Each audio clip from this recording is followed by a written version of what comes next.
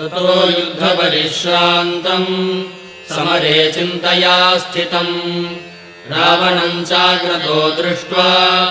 युद्धाय समुपस्थितम् दैवतैश्च समागम्य द्रष्टुमभ्यागतोरणम्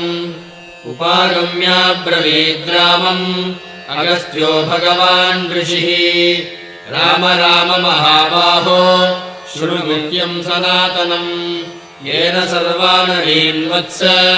समरे विजयिष्यसि आदित्यहृदयम् पुण्यम् सर्वशत्रुविनाशनम् जयावहम् जपेन्नित्यम् अक्षय्यम् परमम् शिवम् सर्वमङ्गलमाङ्गल्यम् सर्वपापप्रणाशनम् चिन्ताशोकप्रशमनम्